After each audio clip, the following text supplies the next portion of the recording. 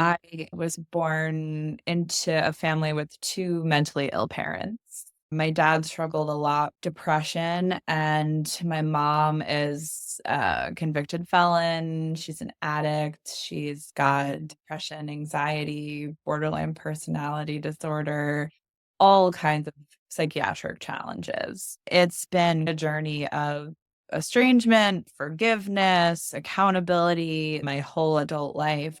The world is obsessed with fast track success. It's easy to think people become successful overnight, but more often than not, what we see on social media is total BS. I'm here to look past the perception of perfect success and focus on life's detours, perceived mistakes, and even wrong choices, and understand the real road traveled up the career ladder. After all, we're all effing up. Aimee Gindin is a leadership coach, keynote speaker, and author of dozens of published business and lifestyle articles. With a background as both a former mental health clinician and a C-suite executive, Aimee combines her passion for personal growth with her business and leadership experience to create actionable steps for professionals looking to make positive changes in their lives and in their careers. Aimee, welcome. Thanks for having me. I'm excited to be here. Why don't you chat a little bit about what you do for work? I am an executive and leadership coach. I work with individuals at small companies from CEO to individual contributors to build skills, hold them accountable, and support them through hard times. If you think back on your childhood, early or teen, is there something hits you in terms of a theme or experience that ties into who you are today as you think about your career? Oh, yeah. I was heavily influenced by my childhood. Mm, I was born into a family with two mentally ill parents. okay. One was higher functioning, but my dad struggled a lot, depression, and my mom is a convicted felon. She's an addict. She's got depression, anxiety, borderline personality disorder, all kinds of psychiatric challenges. A lot of my childhood I spent raising myself and often sometimes raising them. Sure. And so I played a caregiver role very early on in my life, and I think that shaped a lot of who I am today, what I am attracted to in terms of work, but then also what I'm interested in. So I ended up getting a master's in counseling and becoming a clinician because I had so many questions about things that I didn't understand when I was a kid. And psychology was this really awesome way to get the answers. That is a lot for a child to take on. You didn't ask for that. Do you feel like you had a childhood at all? In some ways, I have a brother who's 6 Mm, years older and had similar experiences, but he was out of the house by the time I was sure. 12. He was in So college. you had a sibling and an only child experience. Yeah. I don't remember feeling like I was taking much on until he left. I don't know if he took on more or if puberty hits and you start becoming more aware that your Sure. parents are not perfect human beings. There were so many normal things about my childhood. Grew up in a supportive suburban town, great community. I was involved in lots of extracurricular activities. I was an honor student. I had lots of friends. I have a lot of memories that are very typical of a happy child. But Mm. then I also have a lot of memories of my mom sitting on the couch for 6 weeks, not making dinner and me having to figure out what dinner was going to be. Her saying she wanted to die and heavy things most kids are hopefully not exposed to. So I see my childhood as very much like a mixed bag of these sort of normal processes and a lot of fear and worry. Research that children usually blame themselves because their parents can do no wrong. They internalize that and think they should be doing better.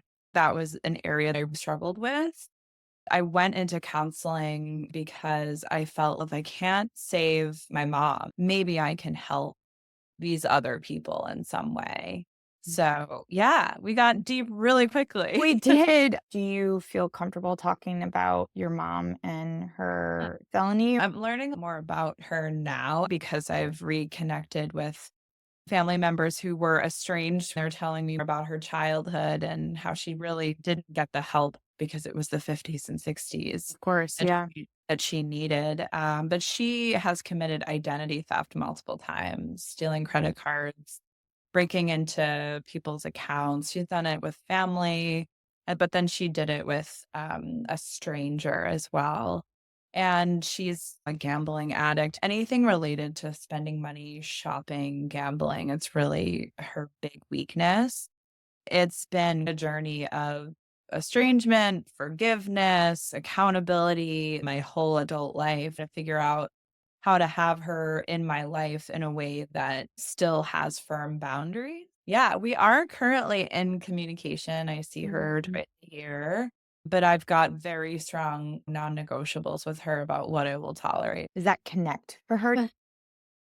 Maybe she's still struggling with these behaviors. Yeah. I think she knows intellectually, but there's this compulsive part that takes over. I often have to remind myself it's not about me. She's not trying to hurt people. She just has poor coping mechanisms. I don't know about you, but you're probably more advanced than me because you studied in psychology and are an expert. As a child, you think, oh gosh, how great when I'm going to be an adult and everything gets better. And then you get an adult and you're like, wait, what? I don't want an adult anymore. And then you have children and you become a parent. And then you find yourself sometimes parenting your parent generation. And you're like, how is it that I'm parenting on both ends? What is happening? No one teaches you that. And it's quite a burden. Boundaries, as you describe, are so important, but can be so hard to develop and maintain.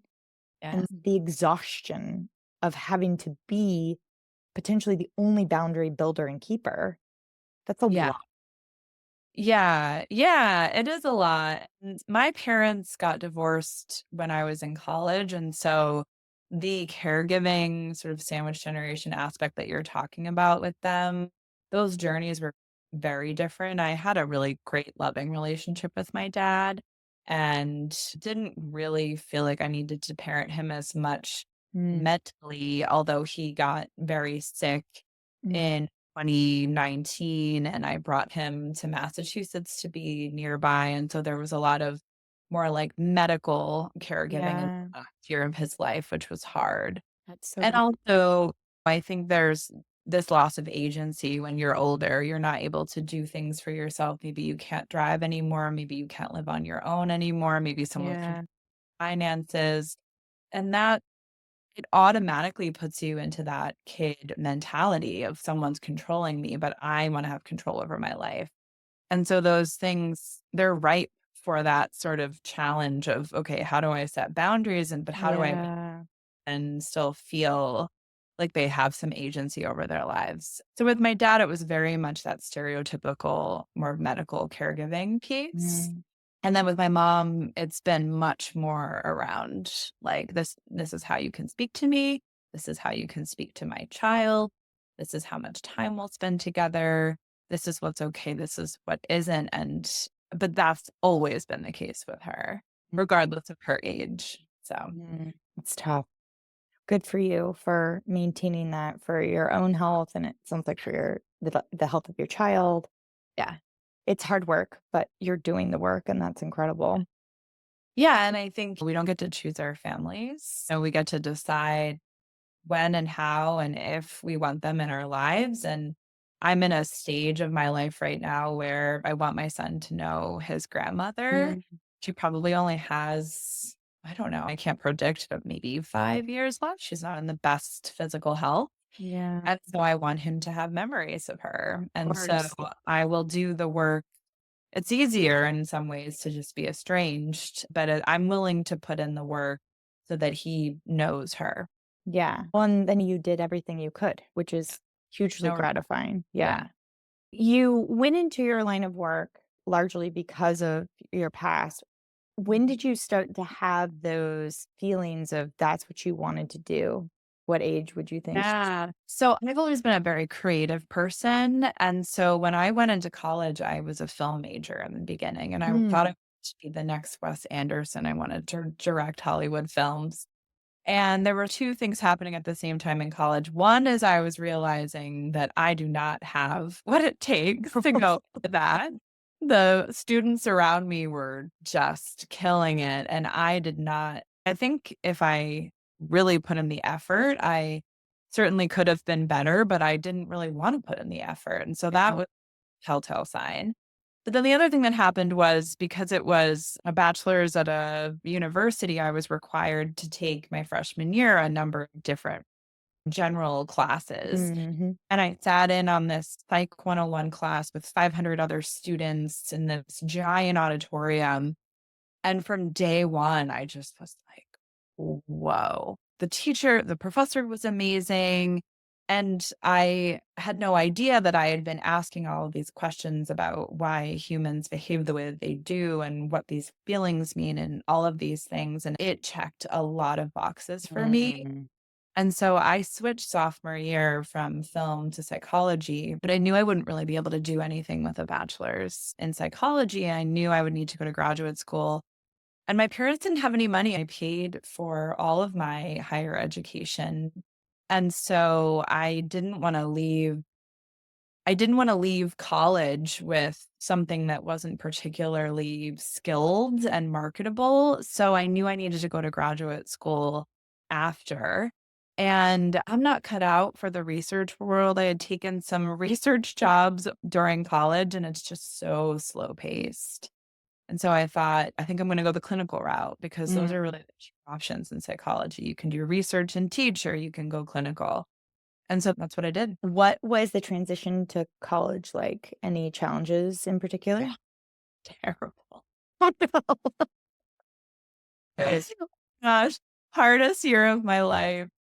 And I don't want to blame my parents. Like, it's such a millennial thing to do, like elder millennial. Like my parents, I didn't know how to do laundry until the day I went to college. My mom was just like, here's how you turn it on. Here's the buttons. Go. Just wash everything on cold. Like I just didn't really have any adult skill. And I didn't know anyone at it was 6 hours away. And then I broke my ankle 3 days before college started. Oh, that's rough.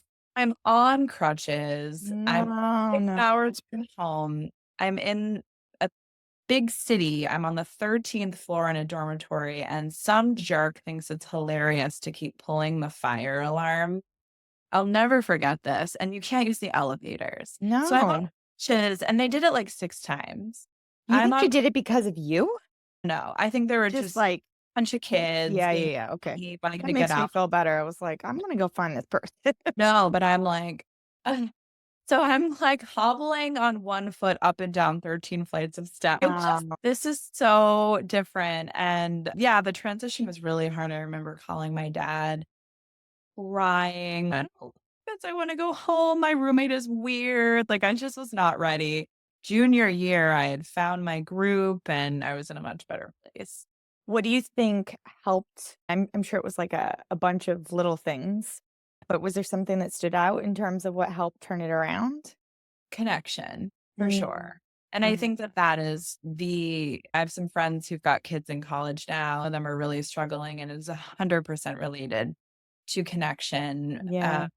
Have to have a friend group that you jive with, that likes to do the same things as you. I was not a sorority girl. I was not a big partier. I was an artsy person. I wanted to be involved in theater and improv and music. And it just took me a while to find Sure. that group. And once I did, then it started to feel like home for me. And at the end of the day, we all want to feel needed and liked and loved. Having So, that makes such a difference.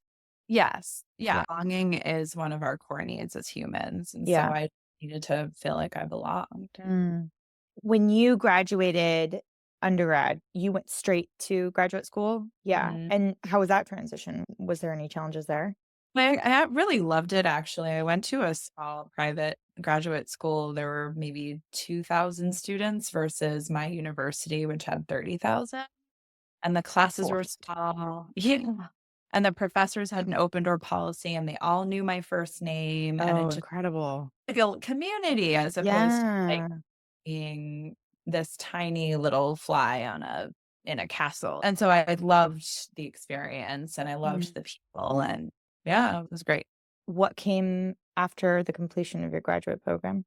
I remember standing at my graduation ceremony and my dad and my brother were there and thinking, "Oh my god, I don't wanna do this for a living."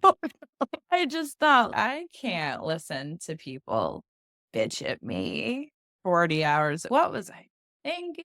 This is terrible. Because you have internships that you have a Mm. certain number of hours, so you have some real world experience when you're in graduate school and, oh, woof. But I thought, "Here I am with this Here we are. What choice do I have? Let's I go. don't have a fallback plan, so I guess I'm Yeah. gonna get a job in this."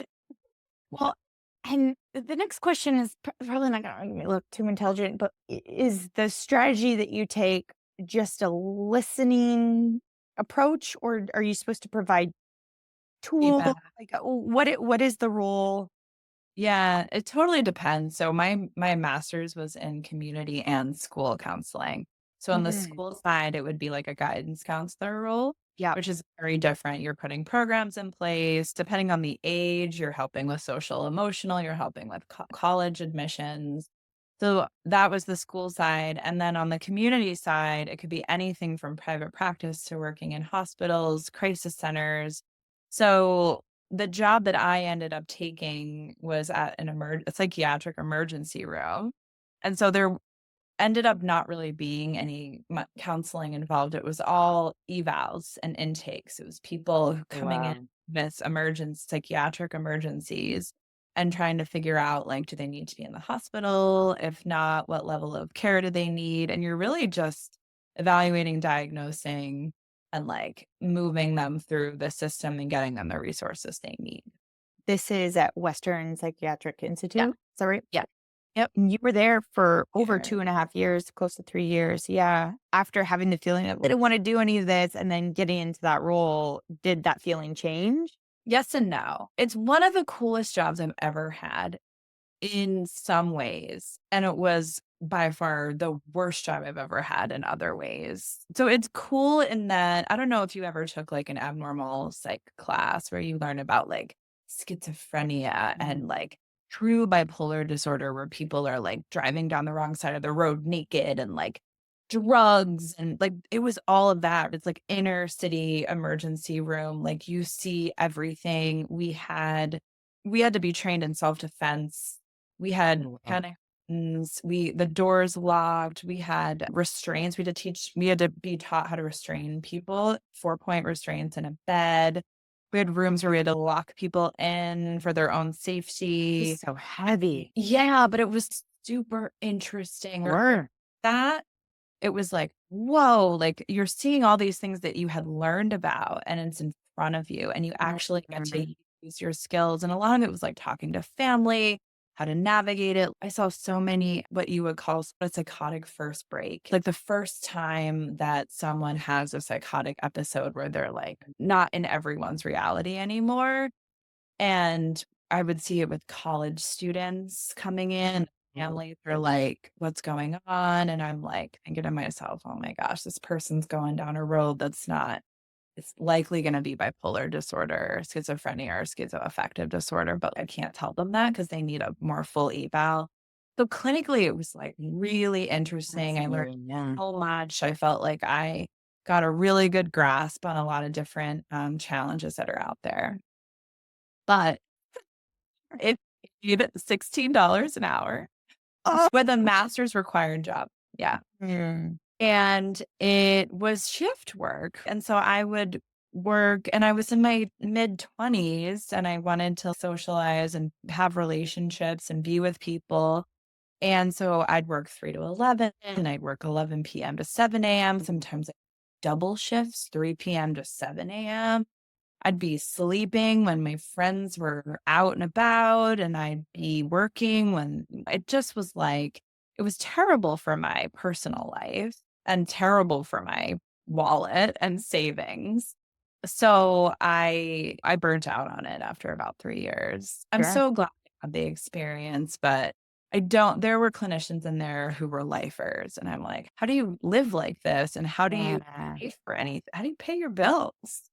Did you find that when the shift was over that you could go home and leave the topics that you had dealt with that day and the individuals that you encountered? Could you leave it at work, or did you have a hard time decompressing? So most of the time I could. I think what most people don't know about frontline healthcare workers is that they develop a really dark sense of humor because you're either going to laugh or you're going to cry. Sure. And you can't get through it if you're crying and empathizing over everyone. I mean, Right. I see 8 patients a day, 40 patients a week, and it's all heavy. You either develop a very thick skin and a dark sense of humor, or you're not going to make it. There were a couple patients, though. I stopped someone from trying to hang herself in the bathroom once. Oh my gosh, Amy. I know that will always stay with me. I know, but for the most part, I was able to let it go for sure. Talk to me about what came next. According to LinkedIn, there's a gap. What does Mhm. that gap represent? I needed a complete shift in my life. I didn't want to be a clinician anymore. I didn't want to live in Pittsburgh anymore. Never really felt like home. I wanted to just completely hit the reset button. Sure. And I always wanted to live in Boston. And I had tried moving there a couple times. Like I got licensed as a guidance counselor there, but it's really hard to get those jobs because people keep them for 30 years. Mhm. And so I looked around the ER and I thought to myself, I want to make more money. I want more leadership opportunities. I want to be more intellectually stimulated. I want to be the boss. And what job could I do that would tick all those boxes? And I thought, I guess I'm going to be a medical doctor. So I applied to what are called pre-med post-bac programs, Mm. which are the prereqs you need that if you didn't get them in your bachelor's degree in order to apply to medical school. So after my master's, I'm like, oh, I'll just go to school for 10 more years. No big deal. So I applied to some pre-med post-bac programs and I got into Harvard's. Wow. And I was like, this is it. I'm moving. I'm finally moving to Boston. I'm starting over. I'm going to be a doctor. And I did that course for a year. I was like, I'm not gonna be a doctor. I am no friggin' way. This is awful. I hate these classes. I was taking like physics. It was so wild. I don't even know what I was thinking. Everyone was super, super intense. Because they were just like so into it and you were not? Like what? Felt like competitive, right? Study groups were formed around what grade you got on your last test. And also, again, I never had money ever. I always worked multiple jobs through school. And these kids were paying former students for old exams, like thousands of dollars to study from. I was working and taking these super hard classes. And I just thought to myself, I think I want to be a doctor for the wrong reasons. Mm. It's about status. I don't think I actually want to practice medicine. And I definitely don't want to be in school for another 10 years and have to move all around the country wherever you get into medical school, wherever you get into residency, wherever you get your attending job. Like at the time, I'm like, I'm 28. Like, I want to meet someone and get married and have kids, and I'm done. Yeah. So I nannied humbly with a master's degree. I quit the program and I nannied for 2 years. Mm. And I read some career books and was like, I need to figure out what I'm going to do with my life because this isn't it. Why don't you have that on your LinkedIn? It's your LinkedIn. You can shape it however you want, but why do you choose to leave it off? I left it off originally when I was in corporate because I thought it would look bad. Now that I own my own business, I could certainly put it back in. I just Yeah. haven't thought about putting it back in. Sure. Yeah. But Out of yeah. sight, out of mind. Yeah. Yeah. That's grueling work. Oh, 3 Oh, which is what I have. 2, 4, and 5 is when I started that. Talk about life skills. And like you said, what were your words? You're like, you you humbly took a nanny position, or is it something you Yeah. used the word Yeah. Yeah, humbly. humbly? What were your feelings about having to take that? Oh, I felt Describe. like a complete failure. Complete failure. Like Because of I the dichotomy of you were Harvard enrolled and now you're master's degree clinician. I had what I thought was a career, and I knew I didn't want to be a nanny as a career. I just Mhm. was lost. And I was told my whole life to have a plan. And Yeah. here I am, essentially a glorified babysitter and with a master's degree, have no idea what I'm going to do with my life. And I had to really succumb to the fact that, you know what, I don't have the answers right now, but I'm going to figure it out. And as you were a nanny, did those feelings change or was it really hard for 2 years? I loved the kids for sure, Mm. but I knew that I never wanted to do that long term, that it was just like something to pay the rent until I figured out my next thing. Yeah. Because when I have a son and I'm a mother and I love it, but I am not wired for the stay at home piece. And right now I'm actually working part time and doing more with my son. And that's been a really lovely change. But I know myself and I'm not a good mother when I'm in that situation. And I knew that about myself when I was nannying, that this was going to be a temporary step for me. Yeah. It's, but you said you have 3 boys, right? Yeah. They're It's animals. They're animals. animal I mean, animals. And it like, doesn't matter what kind of control or influence you try to instill, you have 0 control. no, They're I, wild, they're always wrestling, the energy is off the charts. yeah. Yeah. They were the reason that my husband and I decided to have 1 child Mm, because when I would have 2 of them instead of 3, it would be a bit easier. But then when yeah. I would have 1 and we could just sit and talk and connect, they were completely different children. Yeah, And I 100%. was like, wait, you can just have 1. I totally it's so funny because 'cause you're like, "I wasn't wired to be a stay-at-home parent." I'm like, I felt that way as well Yeah. until we had that 2nd trimester loss. That was my complete ethos, Yeah. and then everything happened to me in 2022, and my world was shaken. I think if my oldest 2 were not of school age, I would Yeah. not be doing Yeah. At it. least But, they're as my youngest is about to be a year old, and I'm like, "Ooh, I don't know if I'm gonna be able to hang," like, I love the newborn stage. I think it's beautiful when people do it though, because I feel like I just don't have what it takes. Mm. Talk to me about the transition out of that nanny role, what came next? Yeah. So I think I mentioned I read some career books Mm, and taking assessments. I knew, okay, I need to take some assessments. I need to learn more about myself. My parents were blue collar. They just took whatever jobs they could to get by. And so I never had any counseling around what to think about other than what you like to do. But there are so many other things to think about. Do you want to be working 9 to 5? Do you want to be sitting or moving? Do you like to work with people or do you want to be alone? Are you analytical? Are you creative? There are so many things to consider.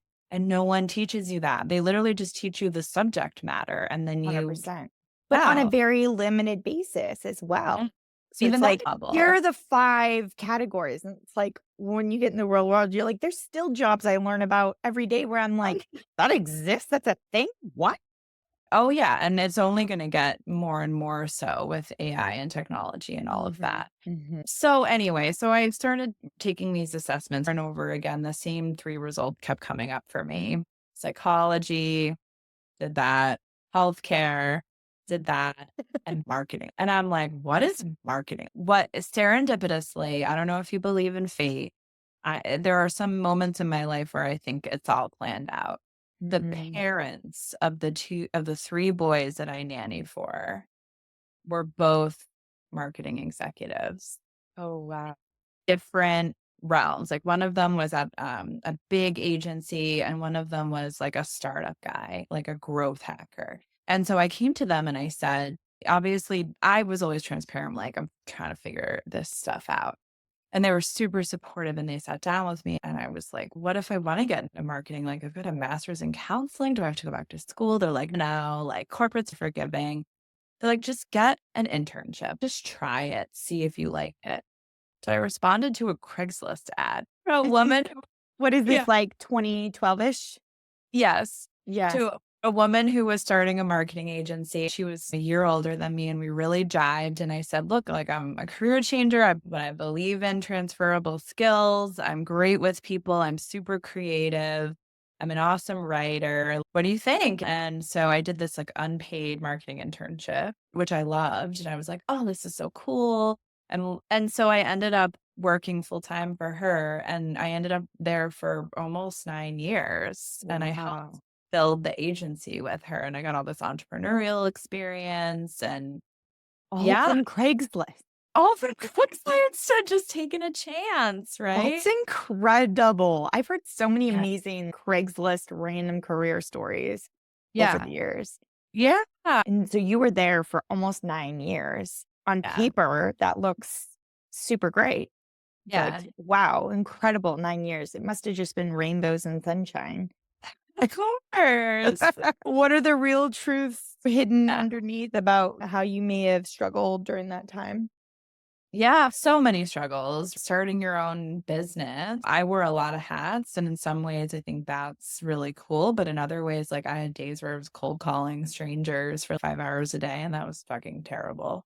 One of the biggest challenges I had there was even though I was like first employee, I started working with this woman, and I'm still friends with her today. Mm. Um, even before she formed the LLC, I was there.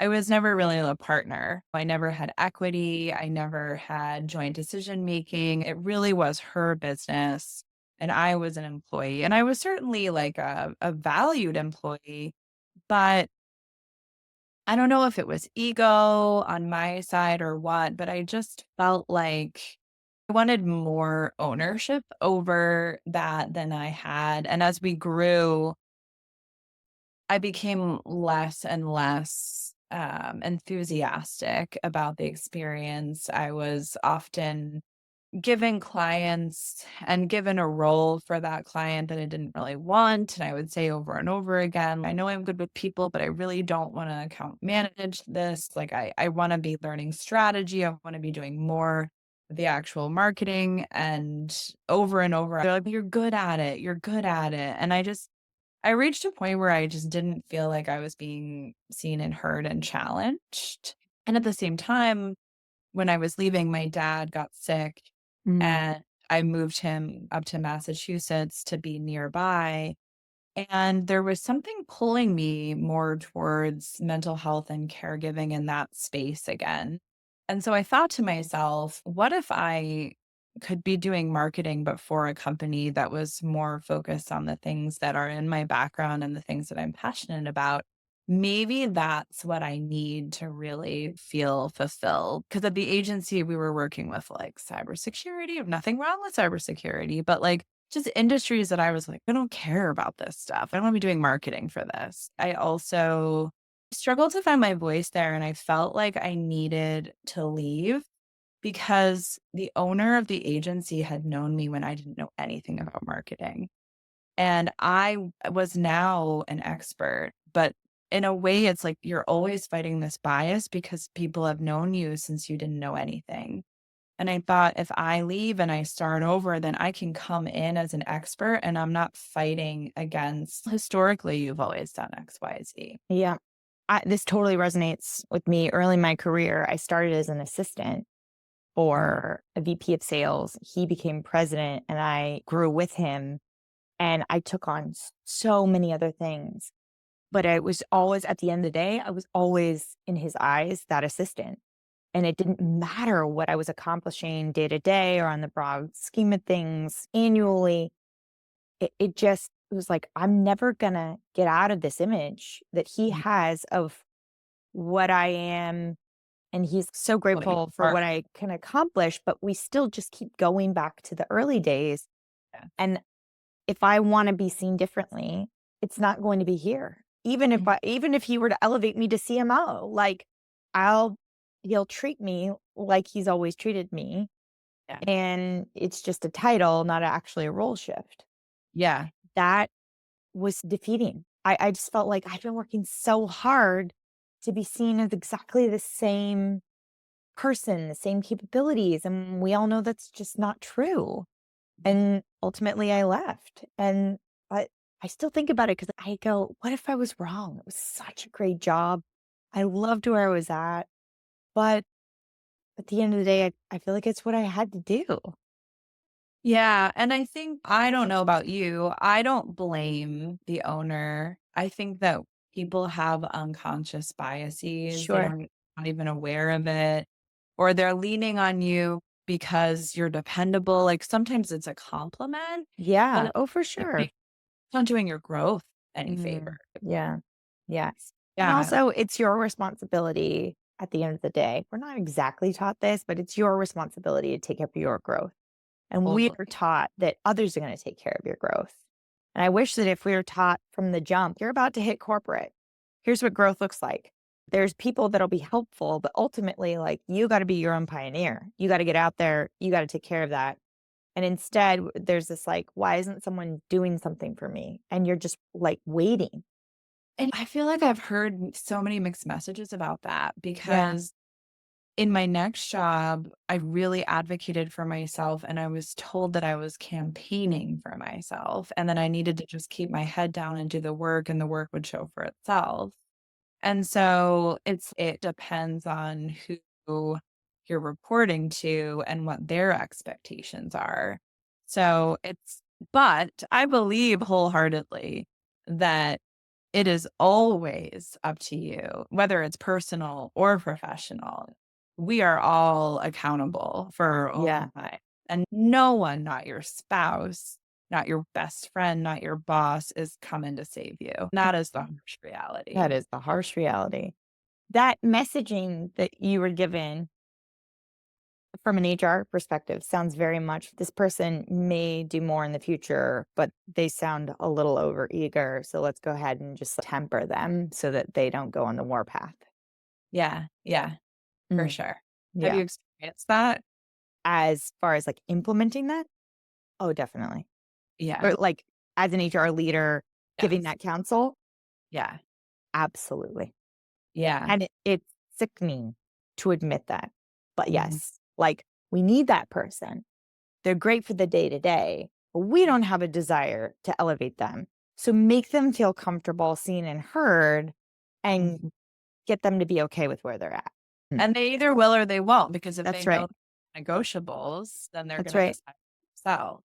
Unfortunately, most will put up with it for quite a while. And that's really tough. Yeah. And so I've been in roles where I do it and I feel sick to my stomach and I feel dishonest. And then I've been in roles where I've said, no, I'm not doing that. That's your dirty work. Go ahead. Yeah. But that came later in my career where I had to feel comfortable in my own skin that I wasn't going to lose my job or if I didn't care. Not that I Right. didn't care, but that I would be fine, that I would Right. figure it out. Talk to me about that transition to marketing. You went to Torchlight, you were doing marketing, but in a world that you were familiar with from your Yeah. studies and your practices as a clinician. Yeah. Torchlight was probably hands down, other than having my own business, was probably the best job I ever had. It Mm. lasted 9 months because we got acquired, but, Oh, love an acquisition. I say this with a yeah, lot of sarcasm. yeah, that's a whole other Yeah. story. No, Torchlight was wonderful. It was a great CEO. It was a great leadership team. It's a caregiving company, right? So people are just like very caring by nature. And everyone who worked there was a caregiver and or a parent in some way. Flexibility and autonomy are like my two biggest values when it comes to work. And I know that about myself. And I felt stifled at the agency. But at Torchlight, I was given a budget and they said, "Go to town. It's Oh, on you to design marketing." And I got to do some really fun projects. And I didn't really have to get much approved after the first month. There was so much trust in me. and great relationships with the team. And it just was an awesome 9 months. Had it been 9 years, maybe I wouldn't have been saying that. I Yeah. still probably was in the honeymoon phase when we got acquired, but it was the best job and probably the only job I could say that had almost no downsides to it. Wow. Yeah. Nine How months was of pure bliss. Yeah. Oh, you take what you can get, right? How was the acquisition sold to employees? I was on the leadership team, so I knew it was coming well in advance, about 6 months before it happened. Oh, wow. So you were 3 months in. Yeah. So I will say that part was upsetting Yeah. because I was like, really did not, I had never worked through an acquisition before, but I had heard horrendous things about them. And I was trying to stay positive. I had a mentor at the time who had been a former CMO and she'd worked through a lot of acquisitions and she did not paint a pretty picture for me. And she couldn't have been more right. The acquisition was sold as this is the market is heavily consolidating and this is the right time strategically for the business. But don't worry, things aren't going to There change it for a is. They're while. not gonna change. What And cute rhetoric. and they don't know. They can never know that. And oh, and the acquiring company is they're just like us. It's just going to be an expansion of our company culture. You're going to love them. And I think that the CEO did really believe that. I think he They was often do. I think he Yeah. was sold a picture that wasn't exactly true Mhm. too. And so I think he genuinely believed it and he was excited about it. He also had a really nice payout from it. And he's lovely. He still works there at the acquired It company. And doesn't mean that it wasn't the right move. yeah, I think strategically it was absolutely the right move for the business. And it's business, right? I have no Yeah. fault. Yeah. Um, the acquisition was handled not the way that I would have handled it. Mhm. They bought 4 companies in 6 months. The acquired company That's aggressive. were international. So they were like Canadian, US, East Coast, West Coast, Midwest. The culture clashes were really challenging. I mean, we had like atheists versus Bible belts and French speakers versus English speakers. And I think that the people who acquired the company did not foresee the people challenges that would come and the culture challenges that would come. I think they were thinking much more technically about the Of product course.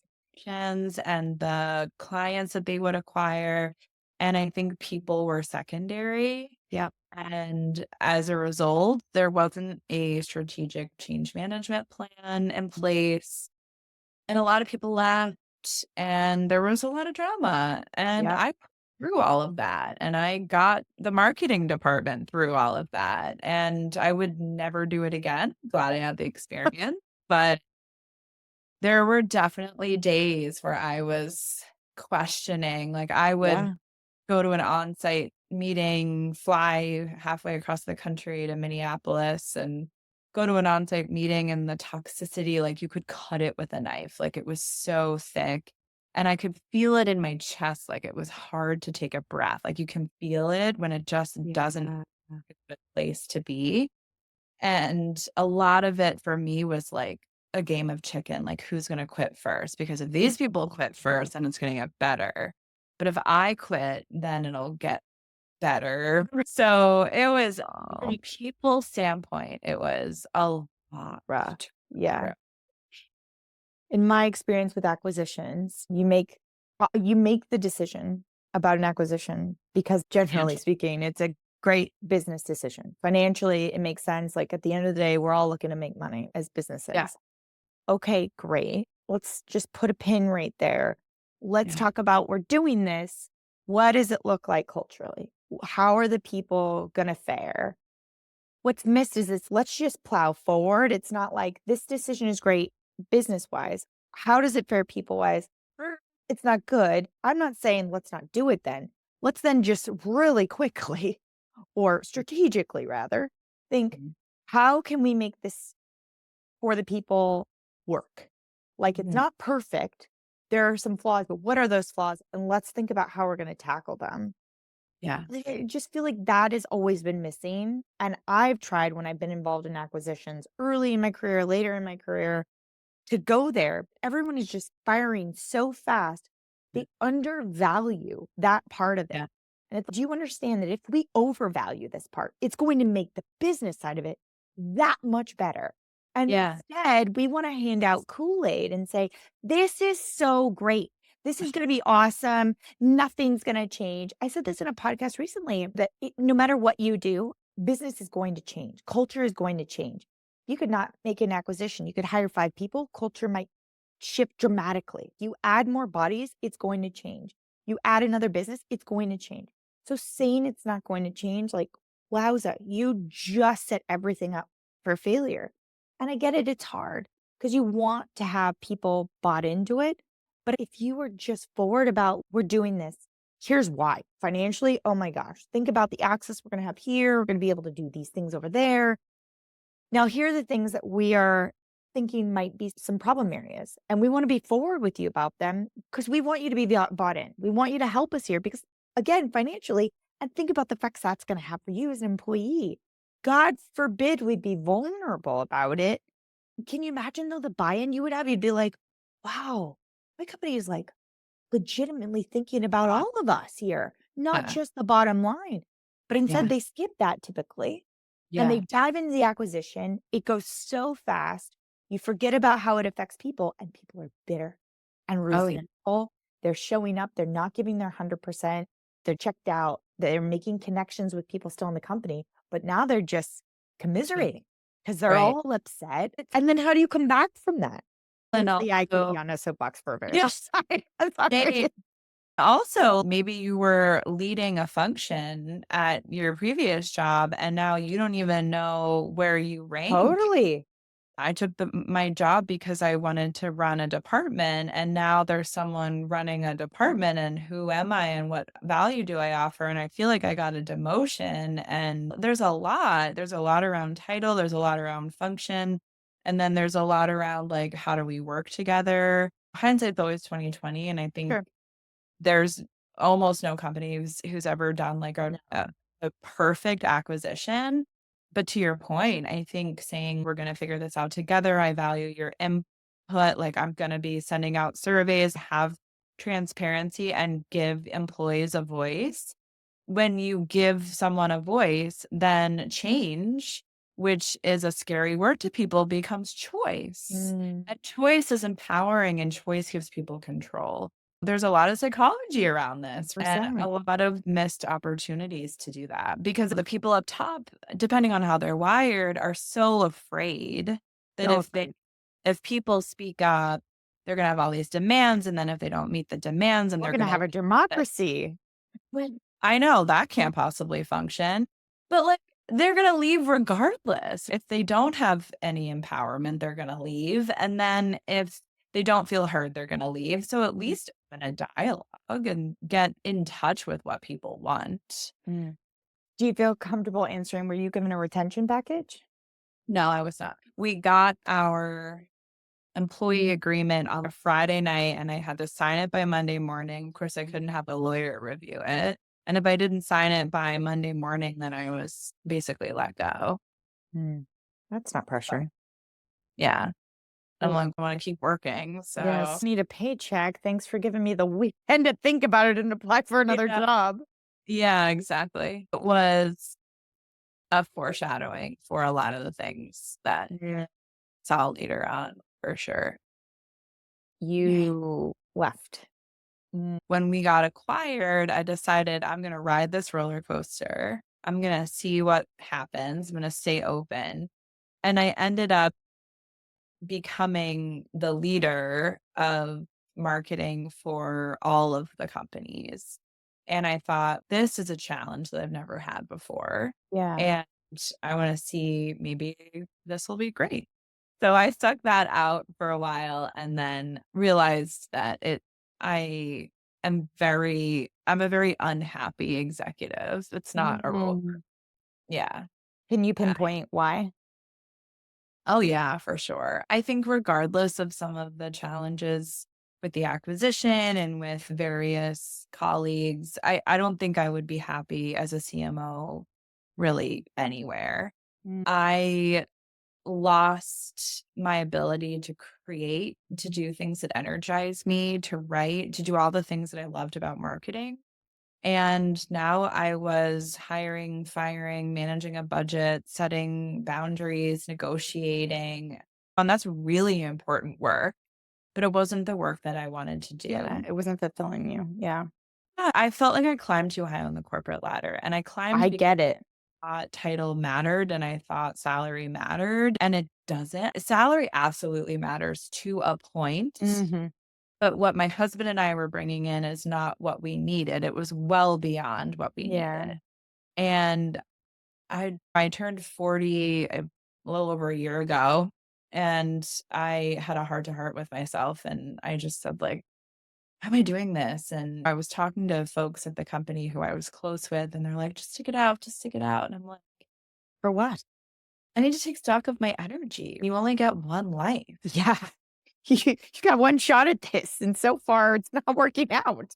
No, like, the money only makes you happy for about 6 months, the Yeah. studies say. Yeah. And then if you don't have time to take vacation, it's like, why do you even make it? What's the money for? Yeah. So I told the CEO who I reported to in October, who's a lovely human being, by the Mm. way, and I think that I just wanna say for the record, if I had been in charge of bringing 5 companies together, I would have made a million other mistakes, right? Of course. It's very easy to judge when you're not the one in charge, and I see that now working with CEOs, they're A good constantly call out. right? Yeah. And I wanted to leave on good terms. So I told him in October of last year, so 2023, that I wanted to leave, that I was making a complete career shift. But that I would stay on, I would find my replacement, I would do it slowly.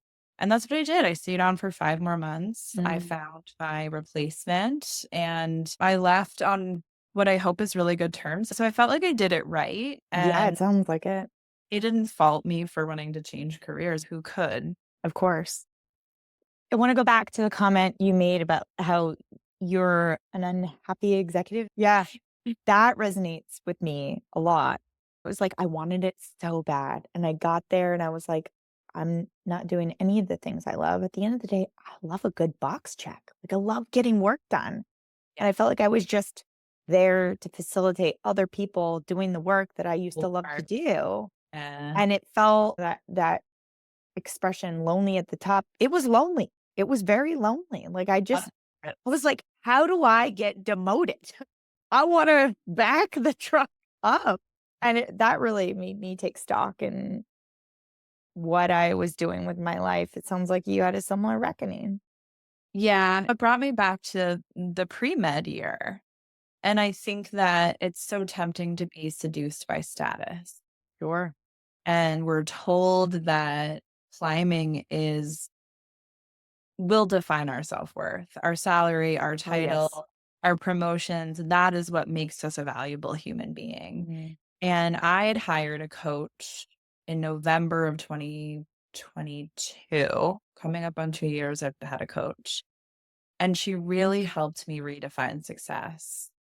And it took a lot of time because I had a lot to dismantle in my own head. And then I had to dismantle that in my husband's head too, because he's corporate his whole career Yeah. and have some really big 30,000-foot view conversations about what we want our lives to look like. And I actually have you read the book Designing Your Life by Bill Burnett and Dave I Evans? haven't, no.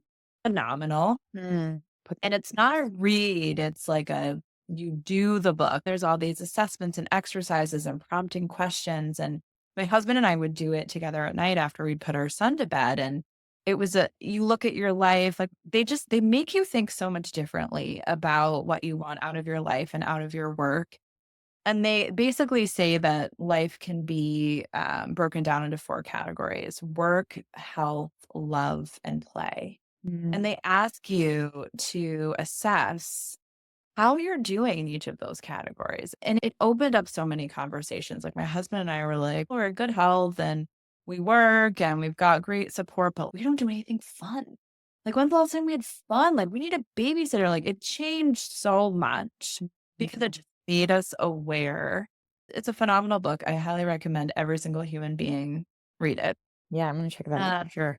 and it started a dialogue about just taking our lives back and not letting the shackles of corporate really force us to make decisions about everything that we do. Thank you for sharing that. Then you went on to start your own business. I did. What Right. challenges did you have either getting started or in the thick of it? Every day, entrepreneurship. So I did not intend on becoming a coach. I Mm, wanted to write a book and become a public speaker. That was my plan. I was very secure in it. I love to speak. I love to write. I love to create. I was like, I want to get back into those things. And I do public speaking and I am writing, not a book at the moment, but I am writing. But this guy reached out to me from my network back when I was at this agency for 9 years. We worked together briefly, and he's a CEO of a new company. I had announced my LLC on LinkedIn, and he reached out. He wanted to talk. And I'm like, I don't think he's trying to sell me. What could he possibly be selling me? mm, But I took the call and I was cynical going in. What does he want? And he was like, I want you to coach me. And I'm like, coach you? He's like, you were a therapist, you were a clinician, you've been in corporate, you've been in the C suite. And I'm like, oh, man. And I'm thinking, like, but I didn't like being a clinician. Like, I left that. But then I thought it might be a completely different experience. So I was super transparent with him. I'm like, I wasn't planning on this, but let's try it. And I really ended up loving it. So I pivoted a bit. I still absolutely love to do speaking, but it's not going to be the focus of my livelihood anymore. It'll be more A, because I love to do it, and B, because it'll put me in front of potentially more clients for coaching. So that was the first hurdle, was what do I want to do? mm, And then the second hurdle has been, who do I want to work with? mm. And I'm still figuring that out because there's people on LinkedIn, they're like, I only work with women who are at the director and VP level who want to get into the C suite. And I tried that hat on for a little bit. And I'm like, well, that just feels so limiting because I really like to work with men and I don't mind working with CEOs and I wouldn't mind working with a college intern. And Right.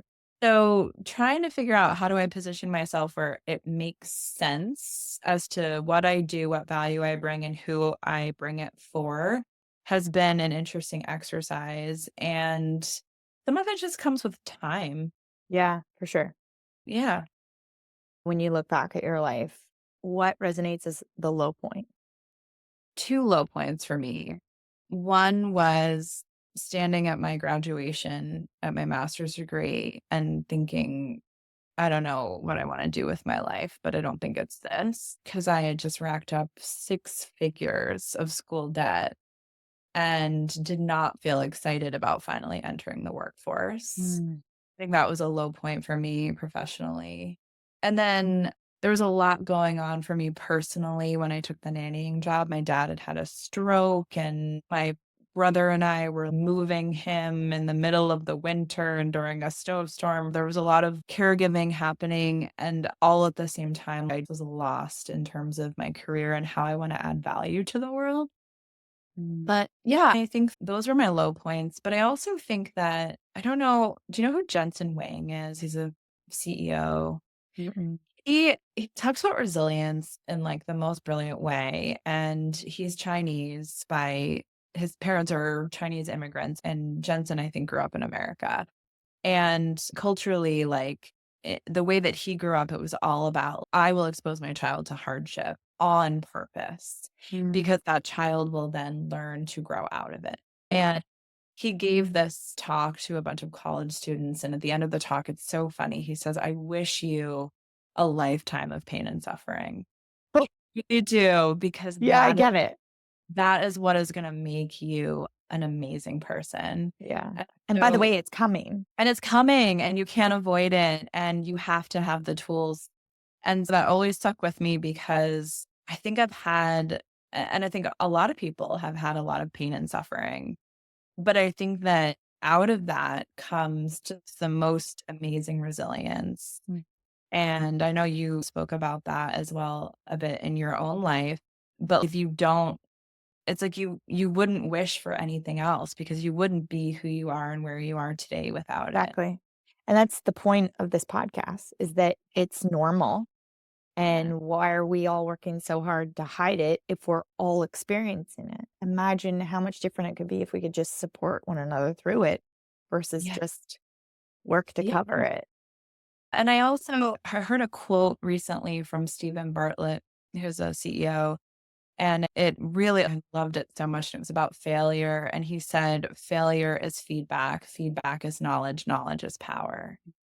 And so when you're failing, you're actually getting the information you need to do something amazing. And so Mm. you should fail like as often as possible. You should be taking risks all the time because think how powerful you will be when Yeah. you learn from all of those mistakes. And I'm like, yes, I love that. And I think about that now in my business. Oh, should I try this? Should I not try this? And I'm like, worst thing that could happen is I gain some Off to the really races. valuable Yeah. information. Yeah. Growing up, we were trying to get into kneeboarding, and there was this video we would watch, and the whole theme was you have to love to crash. You love to Yeah. crash, you get used to crashing, then you're gonna become an excellent kneeboarder.